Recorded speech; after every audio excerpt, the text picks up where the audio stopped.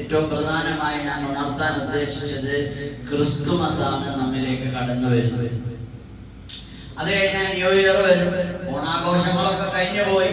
നമ്മെ ചോദ്യം ചെയ്യാൻ ആരുമില്ലാത്തതിന്റെ പേരിൽ, അള്ളാഹു എന്തെങ്കിലും അനുഗ്രഹം ചെയ്തതിന്റെ പേരിൽ നമ്മെ ആശ്രയിച്ച് ജീവിക്കുന്ന നമ്മുടെ മക്കളെയോ പേരമക്കളെയോ ദീനുൽ ഇസ്ലാം എതിർത്ത വിഷയത്തിൽ നമ്മൾ അവരെ പറഞ്ഞയച്ചിട്ടുണ്ടെങ്കിൽ ആ പേപ്പറിന്റെ അടിഭാഗത്ത് എഴുതി വെക്കണം, മോനെ നീ ഒന്നിനും പറ്റാത്ത ഒരു ദിവസം വരും, അന്ന് നിന്റെ മക്കൾക്ക് അല്ലാഹു അനുഗ്രഹം കൊടുത്താൽ നീ ഇന്ന് ദീനിന് വില കൽപ്പിച്ചിട്ടില്ലെങ്കിൽ അവരന്ന് ദീനിന് വില കൽപ്പിക്കൂല, അവരുടെ കയ്യിലുള്ള ദുന്യാവിനായിരിക്കും അവർ വില കൽപ്പിക്കുക.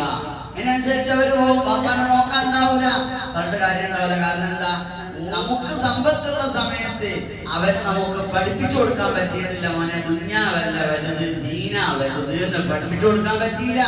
ആ പറ്റാത്തത് നമ്മൾ എന്ന് അനുഭവിക്കേണ്ടി വരും. നമ്മൾ പ്രായമാവുമ്പോ മക്കൾക്ക് സമ്പത്തുണ്ടാവും, അപ്പൊ അവര് ദുന്യാവിനാ വില കൽപ്പിക്കുക. എന്തുകൊണ്ടാ?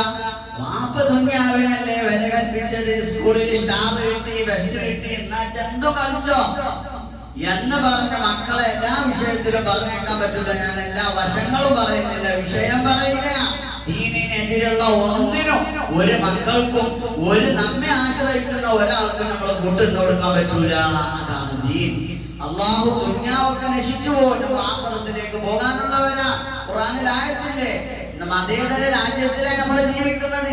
എല്ലാ മതക്കാരെയും ബഹുമാനിക്കണം. ബഹുമാനിക്കണം എന്ന് പറഞ്ഞാൽ ولا تسبوا الذين يدعون من دون الله فيسبوا الله عدوا بغير علم. മറ്റുള്ള സമുദായക്കാർ ചെയ്യുന്ന ആരാധനകൾ, അവരുടെ ആരാധനാലയങ്ങൾ, ഇതിനൊന്നും നമ്മൾ അസഭ്യം പറയാൻ പാടില്ല. അവരോട് വളരെ ബഹുമാനത്തോടുകൂടെ നിൽക്കണം. അവരെ ആരാധന നമ്മൾ ആരാധിക്കാൻ പാടില്ല, അത് ആരും പാടില്ല. പക്ഷെ അവർക്ക് അവരുടേതായ വൈക്ക് വിട്ടുകൊടുത്ത് അവരുടേതായ ബഹുമാനങ്ങൾ കൽപ്പിച്ചു കൊടുക്കുക എന്നുള്ള പരസ്പരം ഓരോരുത്തരും അവരവരുടെ ആരാധനയെയോ ആരാധനാലയങ്ങളെയോ കുറ്റം പറയാൻ പാടില്ല, റെസ്പെക്ട് ചെയ്യുക. പക്ഷെ നമ്മൾ അത് ചെയ്യാൻ പറ്റൂല, നമ്മളെ ഈമാൻ നഷ്ടപ്പെട്ടു പോകും. എന്തും ജായിസല്ല കേട്ടോ. ഇവിടെ എല്ലാം അനുവദനീയമൊന്നുമല്ല. അള്ളാഹു വരച്ച വരയിൽ നിന്നാൽ നമ്മെ ആശ്രയിച്ച് ജീവിക്കുന്നവരെ അള്ളാന്റെ ദീനിന്റെ ചട്ടക്കൂട്ടിൽ നമ്മൾ നിർത്തിയാൽ ഇൻഷാ അല്ലാഹ് നാളെ അവര് ദീനിയായി വളരുന്നത് നമുക്ക് മരണത്തിനോട് മല്ലടിക്കുമ്പോ രോഗശയ്യയിൽ കിടക്കുമ്പോ നമുക്ക് കണ്ട് ആസ്വദിക്കാൻ പറ്റും. അതിനാ റബ്ബ് ദുആ ചെയ്യാൻ പറഞ്ഞത്, റബ്ബനാ ഹബ് ലനാ മിൻ അസ്വാജിനാ വദുരിയാതിനാ ഖുർറത അയുനിൻ, കണ്ണൊന്ന് കുളിർക്കുന്ന മക്കളാക്കണേ അല്ലാഹ്. നമ്മള് മക്കളാവണമെങ്കിൽ ഇന്ന് അവർക്ക് നമ്മളത് പഠിപ്പിച്ചു കൊടുക്കണം. എന്തും ജായിസായ ഒരു കാലം, എന്തും ചെയ്യാം, ഏത് കളിയും കളിക്കാം, എവിടെയും പോകാം, ഒരു പ്രശ്നവുമില്ല. പൊട്ടിടണമെങ്കിൽ പൊട്ടിടാം, ഏത് വേഷം ധരിക്കണമെങ്കിലും വേഷം ധരിക്കാം. മക്കള് പേടിച്ചിട്ടില്ലെങ്കിലും നമ്മൾ പേടിക്കണം. നാളെ മത്സരയിൽ വരുമ്പോ അല്ലാഹു തആല ഒരു മാതാപിതാക്കളെ കൊണ്ടുവന്ന് വലിയൊരു കിരീടം തലയിൽ അണിയിക്കും. വലിയൊരു കിരീടം തലയിൽ അണിയിക്കും. ആളുകളൊക്കെ അജബോടുകൂടെ അത്ഭുതപ്പെട്ട് ചോദിക്കും, സുബ്ഹാനല്ലാഹ്, എന്താണ് ഈ അനുഗ്രഹം റബ്ബേ നീ നൽകുന്നത്? അപ്പൊ പറയപ്പെടും, ആ മാതാപിതാക്കളുടെ മക്കള് പരിശുദ്ധ ഖുർആൻ പഠിക്കുകയും പഠിപ്പിക്കുകയും അതനുസരിച്ച് ജീവിക്കുകയും ഖുർആനിന്റെ അഹ്ലുകാരായി മാറിയത് കൊണ്ടാണ് മാതാപിതാക്കൾക്ക് ഈ ബഹുമാനം നൽകുന്നത്. മക്കൾക്കോ അതിലേറെ ബഹുമാനത്തോടുകൂടെ അവർ സ്വർഗത്തിലേക്ക് സ്വീകരിക്കുന്ന മറ്റൊരായത്തിൽ തൊട്ടുടനെ കാണാം, റബ്ബനാ അരിനല്ലദീന അവല്ലാനാ മിനൽ ജിന്നി വൽ ഇൻസി നജഅൽഹുമാ തഹ്ത അഖ്ദാമിനാ ലിയകൂനാ മിനൽ അസ്ഫലീൻ.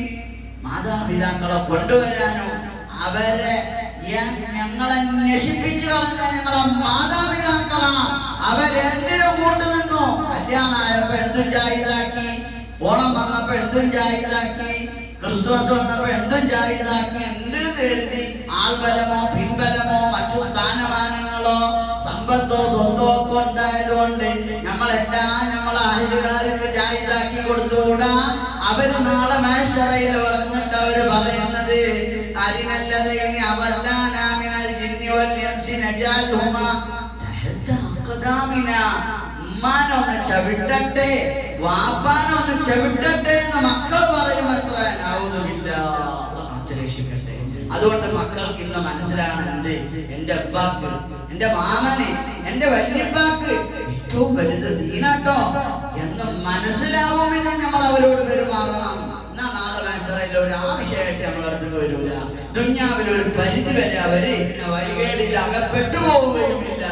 അതൊക്കെ നമ്മുടെ ഹഖാണ്, നമ്മുടെ ബാധ്യതയാണ്. ഓരോ ഹർഫിനും പ്രതിഫലമുണ്ട്. ഈ പറയുന്നത് കേൾക്കുന്ന നിങ്ങൾക്കും പ്രതിഫലമുണ്ട്.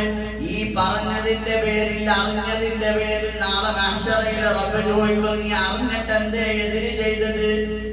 നീ അറിഞ്ഞിട്ട് എന്തേ നീ എതിര് ചെയ്തത്? കടിക്കാൻ വരുന്ന പാമ്പിനെ കാണാത്ത സമയം, കുത്താൻ വരുന്ന തേളിനെ കാണാത്ത സമയം അടിമ ചോദിക്കുന്നു റബ്ബിനോട്, എന്തിനാ റബ്ബേ ലിമ ഹശർതനി ആമാ, കണ്ണ് കാണുന്നില്ലല്ലോ റബ്ബേ, എന്നെ എന്തിനാ നീ ഇങ്ങനെ ശിക്ഷിക്കുന്നത്?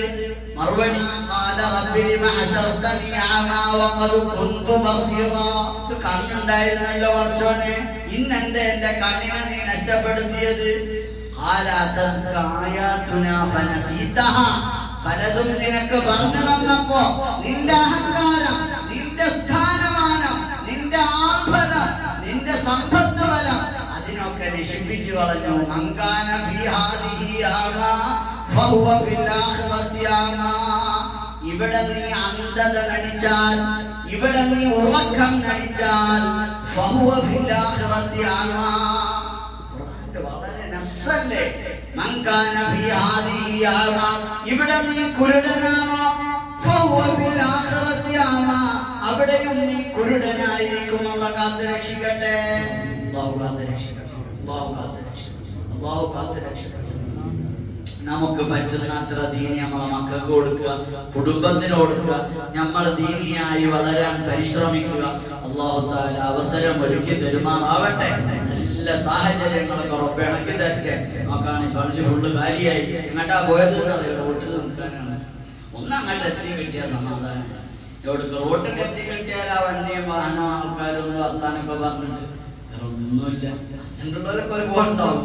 പുറത്തിറങ്ങിയാൽ കാണാൻ കുറെ ആൾക്കാർ. ഓരെന്താ ഒന്ന് റോട്ടിൽ എത്തി കിട്ടിയാൽ സമാധാനമാണ്, വേറെ ഒന്നല്ല. അല്ലാഹു തആല കാത്തുരക്ഷിക്കണം, അല്ലാഹു തആല കാത്തുരക്ഷിക്കണം. ഈ സമയം, ഈ ദിവസം, ഈ സമയം ഉണ്ടല്ലോ എത്ര വലിയ പോരിശാണെന്നറിയോ? കഴിഞ്ഞ വെള്ളിയാഴ്ച മുതൽ എന്തെങ്കിലും തരത്തിൽ കണ്ണുകൊണ്ടോ കാലുകൊണ്ടോ കൽകൊണ്ടോ ചെയ്തു പോയിട്ടുണ്ടെങ്കിൽ സുബ്ഹാനല്ലാഹ്, അല്ലാഹു പുറത്തിരുന്ന ഈ വെള്ളിയാഴ്ച ഈ ഒരു ജുമാ കൊണ്ട് 100 അടുത്ത വെള്ളിയാഴ്ച വരെ ആ ഈമാൻ നമുക്ക് നിലനിൽക്കാൻ കഴിയും. ഒരു 10 മിനിറ്റ് ഇരിക്കാൻ മനസ്സിലാച്ചാൽ, അല്ലെങ്കിൽ ആത്മാർത്ഥമായ ഇബാദത്തിൽ പങ്കെടുത്താൽ. അതുപോലെ കഴിഞ്ഞ വെള്ളിയാഴ്ച മുതൽ ഈ വെള്ളിയാഴ്ച വരെയുള്ള ദോഷങ്ങൾ കുറക്കപ്പെടും. അല്ലാഹു വലിയ പൂർണ്ണമായി നമ്മളിൽ നിന്ന് സ്വീകരിക്കുന്ന നല്ല ഇബാദത്തായി വെള്ളിയാഴ്ച അല്ലാഹു നമ്മളിൽ നിന്ന് സ്വീകരിക്കട്ടെ.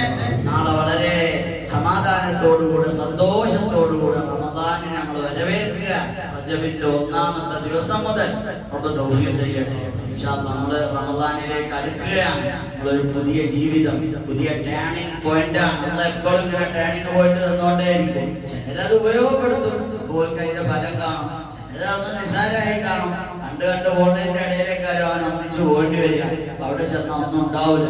അല്ലാഹു തആല നമ്മളെ കാത്തുരക്ഷിക്കണം. എല്ലാ അവസ്ഥയും നല്ലവരായി ജീവിച്ച് നല്ലവരോടുകൂടെ സ്വർഗത്തിൽ ഒരുമിച്ച് കൂടാൻ അല്ലാഹു തൗഫീഖ് നൽകി അനുഗ്രഹിക്കുമാറാവട്ടെ.